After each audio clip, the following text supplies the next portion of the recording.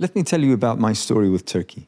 I first visited Istanbul when I was about 14, 15 years old. With a group of friends, we went to Istanbul. And my recollection is that we arrived just after Maghrib, just after sunset. And the very first memory, which is still in my mind quite vivid, is that as soon as the airplane arrived and the doors of the airplane opened, there was a very, very bad smell that came into the airplane. And it was very disturbing. So we walked down the stairs to the airplane. We came through the airport. We drove to Istanbul. And that smell stayed with us for about 2 weeks that we were there.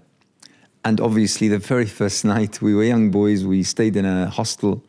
And we left our things and then went out to have dinner. Our things got stolen back in the hotel. And Istanbul, I have to say back then, this was around 1983, was, I'm sorry to say, very dirty, very grim. It was at the height when the Lira was dropping every single day in value. We needed to carry bundles of cash in order to buy some very simple things.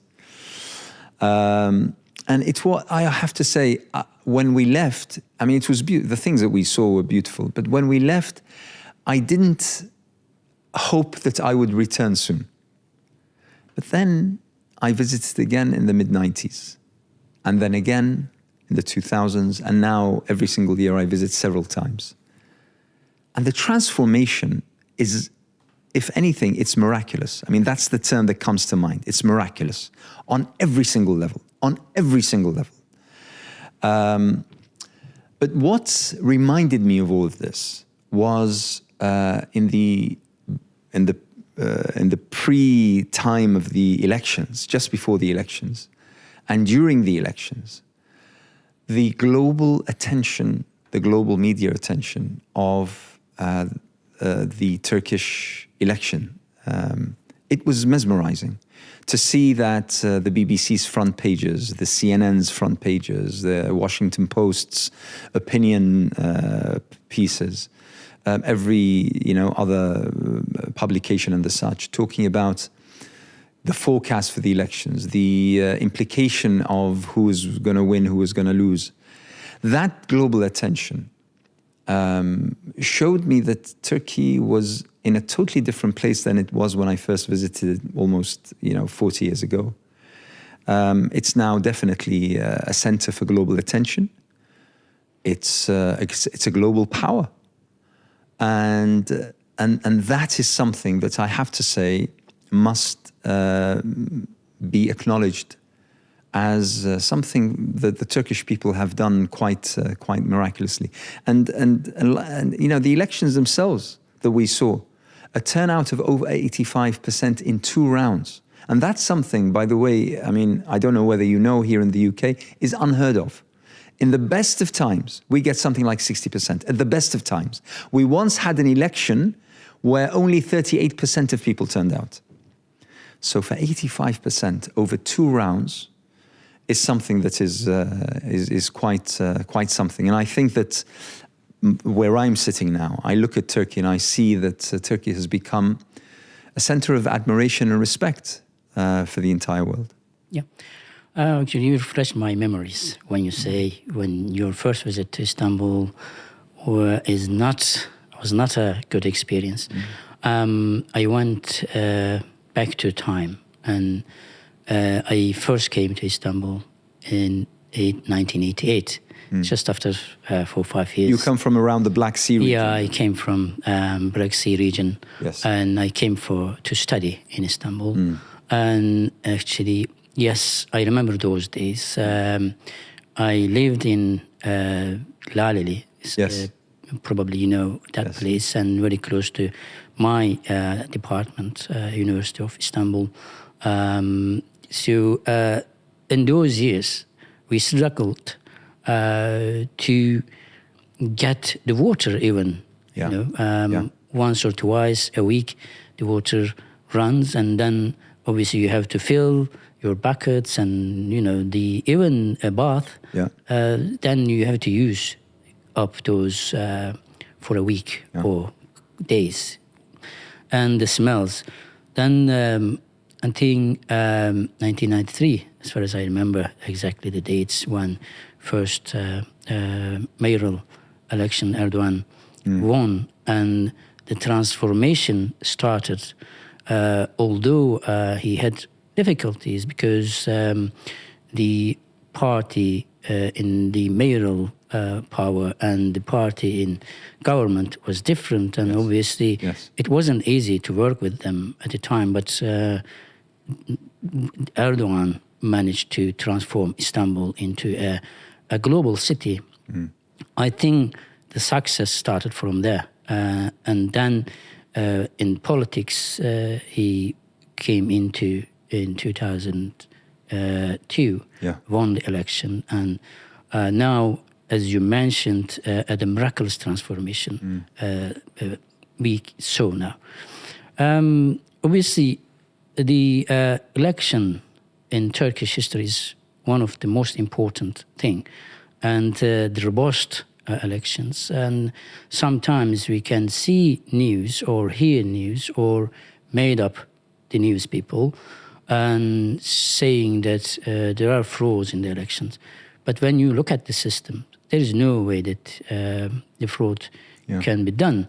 But obviously, there were manipulations to depict the election is not in the right way it's being conducted. But obviously, when you investigate it or the court investigated those claims, then obviously not right. And one of the most important things in Turkish politics is the elections. And as you mentioned, the turnout never been low in the Turkish elections, less than 79 or 75. Correct. Always is a high turnout in the Turkish elections. And this time, as you mentioned, the first round is 89%, and the second round is 87%. Correct. Still it's too good to be true in the Western eyes when you look at it.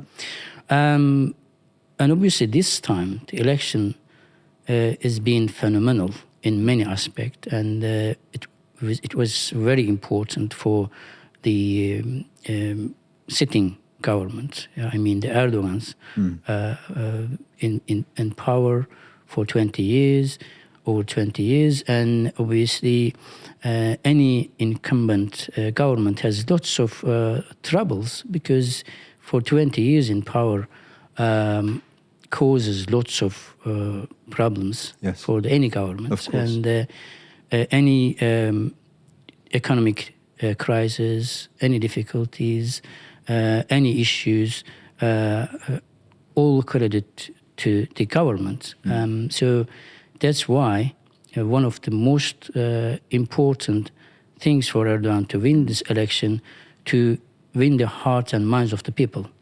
So in Western media, mainly, not many people thought that Erdogan win this time because of the earthquake, because of the pandemic, because of the economic crisis just after. Just to interrupt here, I mean, you mentioned something quite interesting because you mark the beginning of the transformation with Erdogan becoming mayor of Istanbul.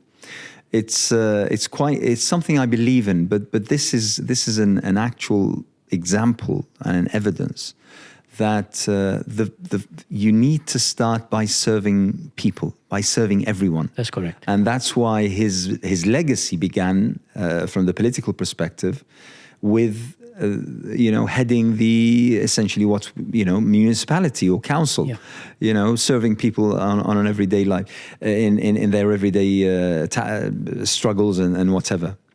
But also I don't think, I'm not entirely sure, I need to check this, but I think I'm more or less correct in saying that I don't think that we have a world leader who has won as many elections in successive ways and has been serving for so long in the entire world. I don't think we do. I mean, obviously, we have certain countries which have a limit on, for instance, in the United States, as presidency and the such, and this is the Erdogan's second term. But it speaks volumes about how the Turkish people value the kind of transformation that has happened across the past 35 years. Yeah, that's correct. Because Erdogan's motto is serving the people. And this is not just a word. He actually realized his words by investing into many aspects of Turkish industry and economics. For example, he managed to finish the mega projects. One of the most important parts of his success is actually remapping the Turkish health system, for example. And now his Turkish health system is one of the best probably in the world. According to the British government statistics, almost over 180,000 people travel from the UK to Turkey to get whatever they can in terms of medical and healthcare in Turkey. Yeah, and on top of that, the healthcare is free to Turkish citizens, and so you don't have to pay. And secondly, you don't need to go through your local GP. To go to any hospitals in Turkey. So you choose whatever you want to go and you want to see. And so you go and see the consultant, the professors. And one of the most important, I think, success of Erdogan's governments since the beginning is actually improving the health system. For example, Kılıçdaroğlu, who is the opponent, the opposition, was the head of social security in the past, and the hospitals actually he governed in the past, and obviously people were in the queues and getting not enough attention, so people know. And Erdogan used to show those images in the previous election. Not this time, he didn't actually show those images, but I remember in 2018, he was actually putting videos onto big screen and showing how people were treated at the time. And now, as the first-class hospital, even though you cannot find a private hospital in the UK in that quality. And so one of the most important things, people actually relying on Erdogan because of his success on healthcare system and his success on putting more attention into infrastructure, the new roads. I mean, this is something that very few people know. But because of my personal relationship with Turkey that spans over 25 years, I know for a fact, for instance, that traveling from Istanbul to Yalova, for instance, where I had some relatives back then. Traveling would take you'd need a ship. You'd need to go by ferry. Cross, it would take you something like 4 to 5 hours at least to get from Istanbul to Yalova. Now, because of the bridges that are constructed, which are magnificent, by the way, now it's something like a 1 hour, 15-minute trip from drive from Istanbul to Yalova, which is a major transformation. The roads that are now carrying European freight all the way across Turkey and eastwards towards Iran, towards Azerbaijan, towards Georgia and the like. Those roads used to cross in several days. Now you cross in a day or maybe even several hours. That kind of transformation, which might not be felt immediately by ordinary citizens, but by people who use those, by those who are trading, who are shipping, who are exporting or importing, it's quite remarkable. Yeah, you have raised a good point, as you're saying that the people are not actually relying on or just realizing what happened or how far Turkey has come through, especially people under the age of 30 doesn't realize how far Turkey has come through. Because in the past, 20, 30 years ago, as you mentioned, while traveling from one part of Turkey to another part, taking days. Yes. And now you can go to anywhere in Turkey from east to west or west to east, north to south, by car or by other means of transport. I mean, I was amazed that some fairly small cities, they have their own airport and they link to the big cities like Ankara, like Izmir, like Istanbul and such. So the network, I mean, this bringing the country together, I mean, sometimes we underestimate the importance of this infrastructure of transportation, because what it does is that it brings the country together. All of a sudden, whether you're in Aintab, you're in Ghazi Aintab, or you're in Istanbul, you're only a couple of hours away from each other, not an 8-hour drive or a 9-hour drive. So that makes an incredible difference. I think there is a joke nowadays in Turkey, and while people never use the bus, but they are now actually traveling. Yes. Or flying from one part of Turkey to other parts. And obviously, yes, this is a vision, I think, because when those places were built, the airports or, the ports, people thought that this is not really required at the time of those, the building. But after 5-10 years later, these places become, not enough. Correct. Anymore. Need to be extended. For example, one of the probably bad examples of the opposition to be against Sabiha Gökçen Airport, for example. Yes. He always tells people, there is no plane coming to Sabiha Gökçen. Why you built that airport? But now it's not enough to carry, people. Right. So this is a vision. Obviously, as you mentioned, you can go many parts of Turkey by flying. And this is connecting the cities, making the trade easy, making people to get to anywhere. So because since 1990s, the rural population moved to cities. So I remember nearly before 1990s, 60% or 65% were living in the rural areas. Yes. But now, only 10% living in the rural areas. So the transportation is very important. Absolutely. And then, obviously, this has changed because of Erdogan's insistence on investing into infrastructure.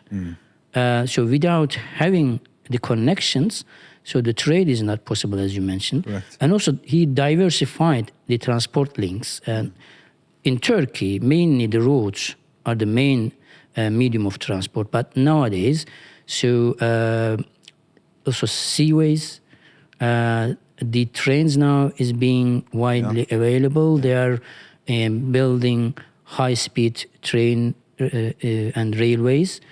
And also the tunnels, for example. Bolu tunnels used to be one of the most important way of connecting Ankara to Istanbul, has been built in 20 years. I know. Unfortunately, Erdogan has completed that tunnel. But now they actually built one of the longest tunnel in Europe. So within a couple of years' time. So the knowledge of building is also one of the important things. Now Turkish companies actually making very good investment in different parts of the world now, building hotels, stadiums, and roads, and so Turkey has come through quite well in advance within 20 years' time of Erdogan's government. So that's why people, after 20 years of tear and wear, I call it, still stick to Erdogan because they believe that he can. He has a proven track record. He has a proven track record. That's something that I think is invaluable. But let me bring you to, let's say, less happy, less optimistic news, and particularly that over the past 3 to 4 months, we have had the calamity of the earthquake. Yeah. And that earthquake is probably, arguably, one of the worst in Turkey's history. And Turkey does fall on a tectonic fault line, but generally speaking, and though it has seen some catastrophic earthquakes in the past, but this one was on a totally different level. I think I'm correct in saying that it affected 10 provinces and probably over 15 million people. And we all saw the images, and we all lived with the stories every single day of being either pulled out of the rubble, or of families finding themselves homeless, or of a child finding out that they're alone and their parents have perished, in the earthquake. And that came at quite a difficult time, because we were talking about just 3 months before the elections. And there was talk of the elections probably being postponed as a result, but the government did go ahead with its plans. But the impact of the earthquake, although we talk about it less, but it's still there, and it's going to be there for a while. We've heard news of several victims being compensated by new houses and homes and the such. But the vast majority are still impacted, and definitely those who are impacted by either injury or the loss of loved ones. I mean, those will remain with them. But tell us a little bit about where we are in terms of the earthquake. What's the situation right now? Yes, you're right to call it one of the biggest earthquake in Turkish history. Yes, more than 10 cities been affected, and 15 millions, maybe more, have been affected, and also all of the population of Turkey have been affected, because in those cities we definitely have people working from different parts of Turkey. They came to work being a soldier, police, and doctors, nurses, teachers. So every part of Turkey has got someone in that region. Luckily, I didn't have any family members, but I had many good friends, the professors, the other occupations. I lost many of good friends in that earthquake. Almost everyone Turkish that I speak to has lost someone. Yes, lost someone, definitely. Either a close relative or a close friend. So the first sight, when we heard the news of earthquake, we didn't expect this magnitude. Yeah. And yes, we had the... And there were two earthquakes, by the way. Yeah, 2 earthquakes. One after the other. Yeah? Yes. I think just 2 years before that, we had an earthquake in Elazığ. Yes. Yes. Again in the same region, but this time this hasn't been affected. But and that region is obviously on the fault line, but no one was expecting that wide. Yeah. And so the devastation is huge. At first sight, we were thinking that yes, there's an earthquake in Maraş region. Mainly, I think it was on the spotlight as the first headline news, because of the center of the earthquake was there. And afterwards, we realized is the huge area. The eastern part of Turkey has been affected, and 300 kilometers apart. Yeah. So it's not very easy to go into the area and to help them. Yeah. When you think that one city, easy, because in our AFAD system, the emergency management system, yes, has got a system down saying that whichever city is affected, then the next city is responsible to interfere, go to help. Yeah, provide relief. Provide the relief instantly. But when you have all the the surrounding cities, then it is difficult. Yeah. And also the infrastructure has been affected badly. Then even though the neighboring cities cannot go into the area because of the bad infrastructure and all being affected. The government has responded very quickly, but meaning that those huge area, they cannot go in and helping them the rescue efforts straight away, and also as many as possible to reach everybody. Yeah. That's one of the biggest problem. So that's why the government's being criticized. But to be honest, it is not easy job. They did it very well. Of course, the first couple of hours, most important hours to rescue people from the rubbles. But the biggest problem is how can you bring that many equipments into the area? Of course.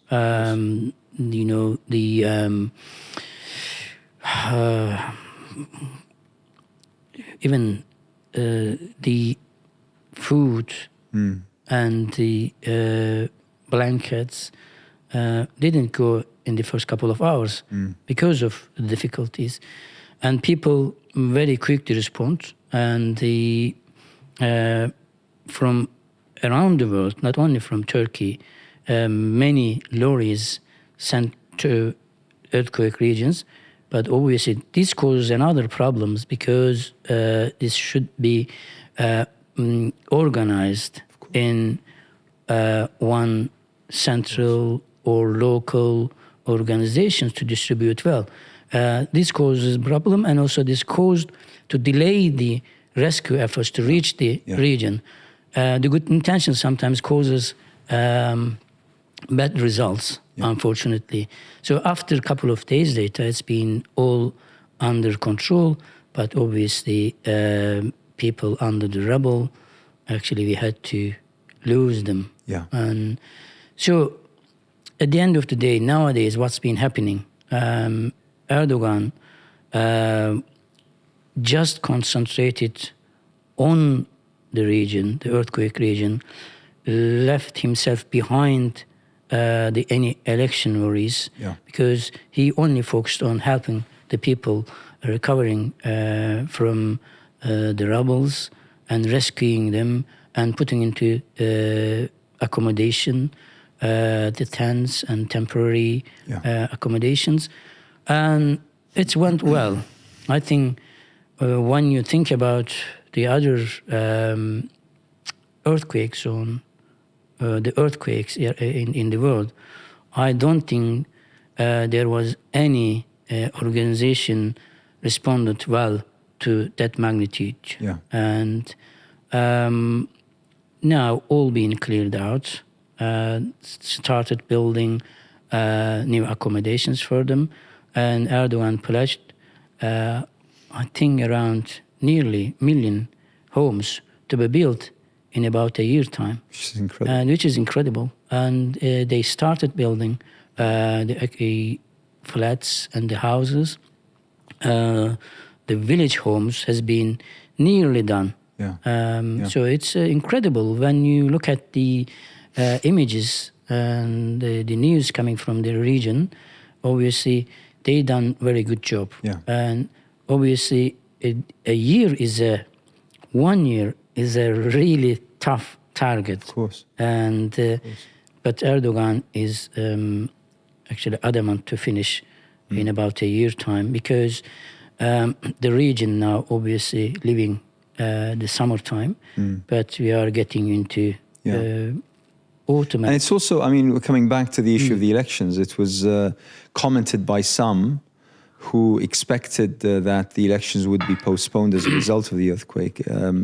They commented that these regions affected would vote against the government, when that didn't actually happen. When you find that the majority actually voted for Erdogan. Now, obviously, I think we can talk at length about the successes and the achievements and the such, as well as obviously the difficulties. And one of the most magnificent things about Turkey is its plurality. It's the dozens of ethnicities, the many cultures, the many regions, the many faiths and religions that all coexist within this country, and that make up the 85 or 90 million people. But obviously, this comes with its own challenges. And as we're seeing here in the UK, as we're seeing across Europe, as we're seeing the rise of nationalism, the rise of rhetoric that is against the other, xenophobic tendencies. I mean, I think that here in the UK, during the Brexit campaign, I think it came to the surface how problematic this was. I thought that this was only something very marginal, but it turns out that it wasn't. And it impacted the entire campaign, and it resulted in, where we are today as a country. And the same, I think, for Turkey. We've been now for years seeing a rise in that kind of attitude towards the other. And obviously, Turkey came in for something that no other country probably in the world has faced, and that is the exodus, or the influx of millions of refugees from Syria, which has been under attack, the Syrian people for over a decade now, and the closest country to them is across the border in Turkey, and therefore Turkey now houses around 3 to 3.5 million refugees, many of whom have become Turkish citizens, many of whom have opened businesses, many of whom have taken residence. Their children are going to school in Turkey, benefiting from the health system, But there are sectors of Turkish society who see this as a problem and who have expressed certain attitudes regarding those refugees and have come out clearly. And specifically, we saw this in the election campaign. We saw the posters posted by various parties belonging to the opposition, various people from across the board, talking about the pledge to return all the refugees back into the clutches of the Syrian regimes, back to Syria, or doing something, restricting their access to housing, restricting their access to health, restricting their access to education and the such. Where is this heading? And do you think that the government now under President Erdogan will manage to keep this limited to the margins of society, or do you think that bit by bit that this will impact all of society somehow, especially because of the economic challenges? Yeah, this has been quite a big problem in Turkey. We see Turkey has been housing more than 4 million refugees, most of whom are coming from the Syrian background. Yes, Turkey had to open its borders, so there is no way that you can just close the borders and see people are dying in the region.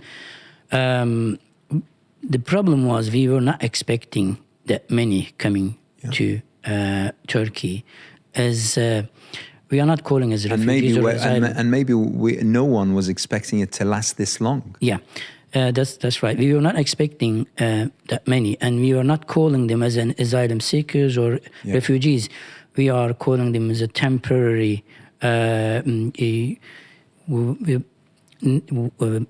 visitors, as you call it. And we were expecting them to go back when the conditions getting better.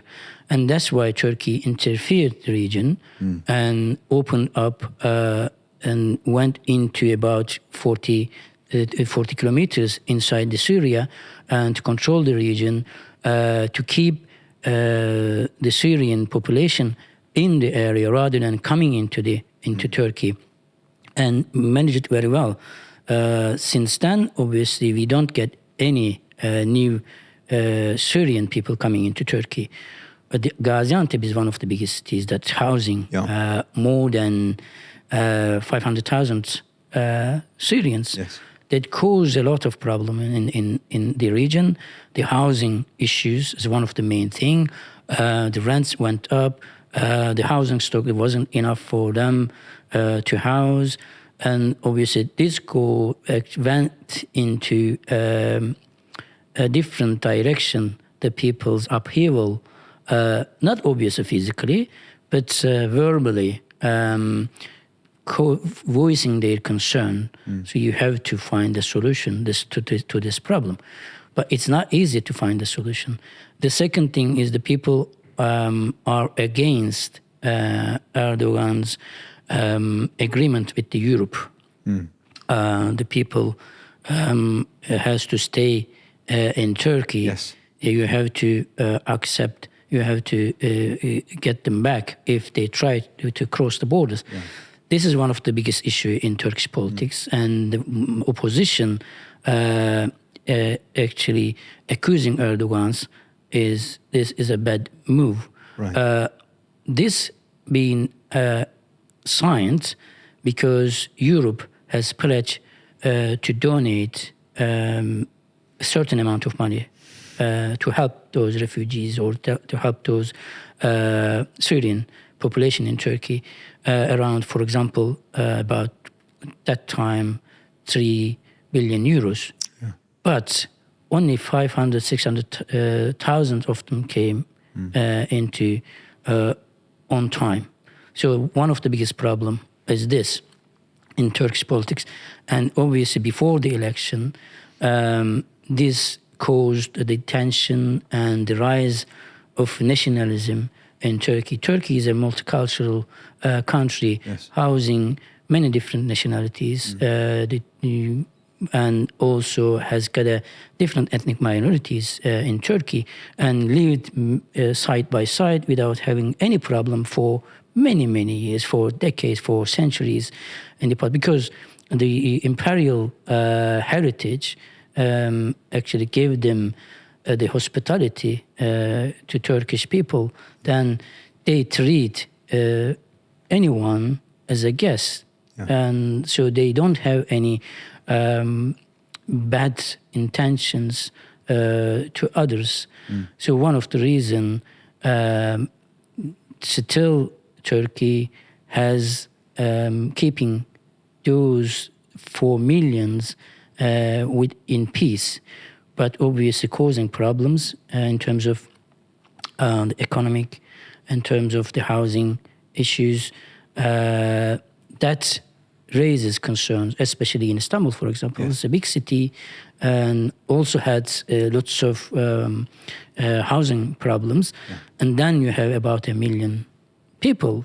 Then obviously this raised the profile of the new trends in politics. Yes. New parties came into effect. And then obviously these are getting good support from obviously the people having bad sentiments about those people. Well, I don't blame them because people are affected from that situation, has to act in somehow. And the government trying to restore the order in many ways by introducing new housing regimes, producing new land for housing, producing new project for people buying their own houses for the low-income families. Yeah. So they are trying to actually help them in some way to ease this economic crisis, housing crisis in some way. But obviously, during the election, this is one of the key policy areas for, yes, especially the opposition. Of course. They, without having any policy schedules, yes, or the directions, yeah, they said, we are going to send them back, yeah, within, yeah, a year time. Yeah. How are you going to send them, exactly, back to the areas where their life is in danger. No, it was clear. I mean, for me at least, it was clear that the opposition was playing that particular card, not because it had any practical or actual solution in place, but because it just felt that it was a card on which Erdogan might fall, and that it would invoke certain sentiments within the Turkish nation, especially tying this issue with economic difficulties, with the inflation, with the interest rates, and all of this. But coming to the issue of the economy, because I think I'm correct in assuming that the next 5 years of Erdogan's presidency, I think that the issue of economy will be paramount. And him bringing back someone like Mehmet Şimşek, I believe, someone who's a global mind in finance and economics, is evidence, I believe, that the issue of economy is very high in the mind of the president for this term. How do you see generally the state of the economy working out, especially that there has been a little bit of a drop in the lira since the elections, and some are threatening that this, or warning, as they put it, that this will fall even more over the course of the coming year. How do you see this impacting Turkey as a whole and its economic progress? It's impacting very badly since probably 2021 because of the pandemic effect on economy. And everywhere as in world, closed down the economies, and then obviously affected every household in the country, like in the UK, for example. But government has spent quite a lot on increasing the family's income, increased the minimum wages, increased the wages according to the inflation rates, and so they are trying to help them to ease the economic effect on the households. But obviously it's cost to the economy, the management. So Mehmet Şimşek is obviously, as you mentioned, one of the well-known among the circles of the finance in the world. So I think he brought him in because of his popularity and also getting the FDI into Turkey will be easier by appointing him a person as a person who is well known. And also he's going to probably appoint a new central bank manager. I heard it might be a woman this time. Yeah, yes. Hafiza something. Yes. I think she's from America. Yes. She worked in American banks. So she's very well known in that circle. So I think he's now having a new economy chiefs, including the party president, the vice president, like Cevdet Bey. He is also an economist, and also he has a big influence on drawing economic policies. He was a member of economic policy group of president. So yes, the effect will be lasting for years, but Erdogan is committed to control the economy quickly. So, well, it's not easy, as you mentioned, in many countries. The America we are now seeing just on the verge of collapsing last week. We were promised a recession only a few months ago. Yeah, just being authorized to get lending. Yeah. Otherwise, it became a big collapse in world economy. obviously, when you look at the Turkish situation, yes, there are difficulties. Yes, Turkish lira is losing value. But in the meantime, Turkish exports are increasing. Yeah. That's another side of the equation.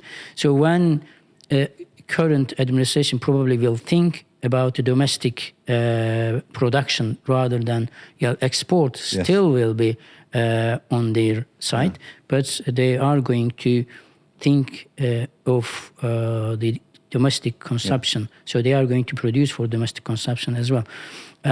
That's way probably they can control the price increase. I mean, when anyone who visits Turkey realizes that there is no slowdown in terms of the construction, in terms of trade, in terms of tourism. I mean, the airport is constantly full. I mean, which is a source of annoyance for people who come in and have to wait in long lines. But it shows that people are coming to Turkey. The tourism industry is obviously booming. I mean, you can't find a hotel available in the big cities and resorts.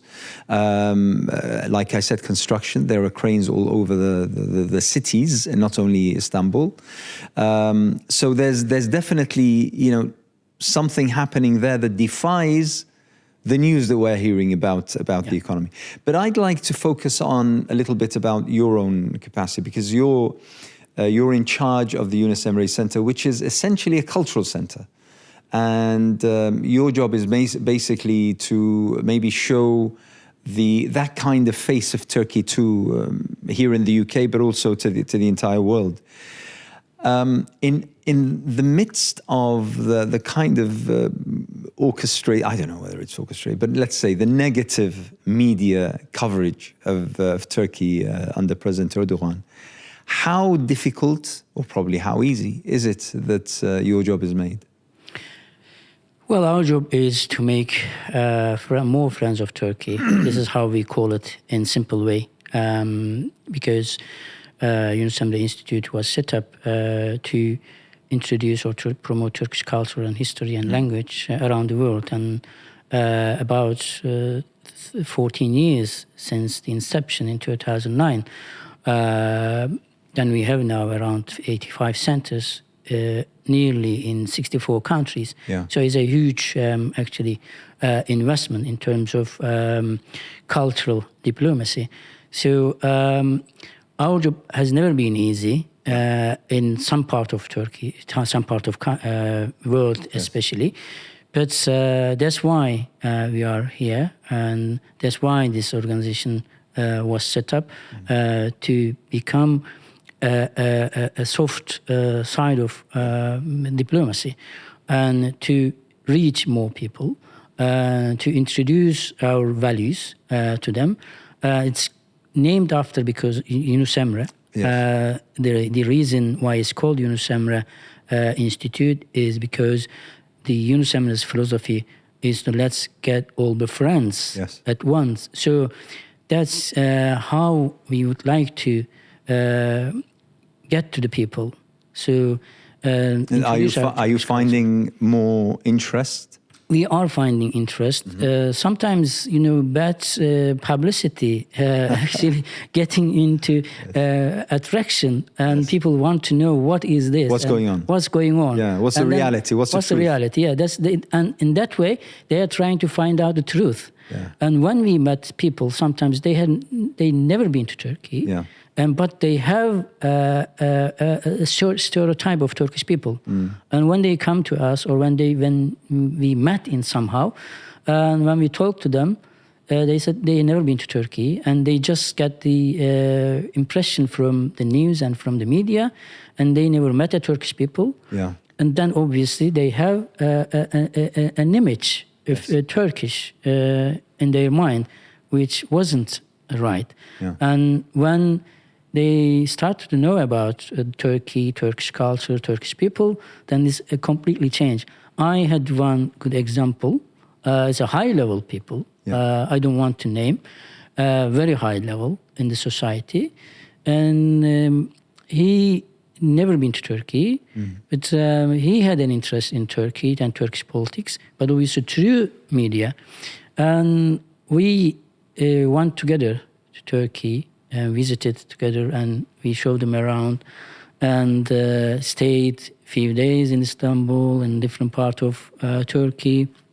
When we come back, he just hugged me and said, "I didn't know Turkey, and I didn't know, the people, but I have now known the people and the Turkey, and I am at your service at any time." So obviously it's not easy. You have to touch people in somehow. That's why we try to find the ways touching people, like cultural organization, organizing events and activities, courses, concerts, events either in our center or in different places. So in the UK, we are very pleased with the people, and they are very open. It's a multicultural country, and they have, over how many different languages spoken in London. For example, it's about 300 different languages. We claim that in London, every language in the world is spoken in London. That's right. So that's way we are not finding difficult working in the UK, and people are very open. And there's also a sizable and quite long-lasting Turkish community who live and work, have businesses and study and the such here in the UK. And also there is a good relation between two countries at the moment for a decade now. The volume of trade between two countries nearly 20 billion pounds, and also in the positive way of Turkey. So the Turkey is exporting more to this country. And also there is a good holiday destination. I think it's the number one holiday destination of British people. So yes, as a cultural organization, we have an opportunity to meet more people, and we have an opportunity to introduce our culture and to make more friends of Turkey. We are not finding it difficult, but obviously it's challenging for many other ways, like an economic situation, either in this country or in Turkey. Obviously, investing into people requires quite a lot of many years ago, Turkey was quite let's say aggressively pursuing the membership of the EU, and then it cooled down for a while. I'm not sure why, on the Turkish side or on the European side, or maybe both. Do you think that there's any future ambition towards Turkey joining the EU? This is a long history. I think it's now about more than 60 years of history of joining in Europe. The Ankara Agreement, I think it was signed in early 1960s, and more. I think we had the 60 years of agreement in the past year or so. Turkey's aspiration into Europe, getting a membership into Europe, hasn't died down on our part, let's say. Probably you remember the Erdogan's first term in government in 2002 had very good policy to introduce the rules and regulations and complying into European regulations. All steps have been taken. Some chapters has been closed. They've done the agreement, but obviously there are some chapters which is problematic and hasn't been moved. And after 2009 and 2010, it was stopped. Not because of Turkey's side, but the European hasn't moved. They required quite a lot of changes, but the Turkish side wasn't accepting this, which will not be acceptable to Turkish population anyway. So that's why it's been stopped. And for example, during the elections, opposition side, the Kılıçdaroğlu, is promising to open that chapters again. But obviously, as a person who did degrees in European politics and European enlargement, I know the fact that European are not ready accept Turkey as a member because of many reasons. For example, the population is one of the most important aspect. Turkey has a huge population, and in European organization, the representation will be the highest. And you have something like 95% Muslim or something. Yeah, it will be represented in the highest level, and so one of the reasons, and also the young population, aspiring population. And although it's not voiced in many places, but religion is one of the most important, again, things that European is not very keen on it. Well, it was said clearly by the French president, or several French presidents, that all of a sudden Europe will become, a majority Muslim, population or such, although that's not entirely true. But well, do you remember the British elections? Yes. Boris Johnson. 90 million Turks will come invading Britain. Yeah. Thank you so much. Thank you very much. That was fantastic. I appreciate it.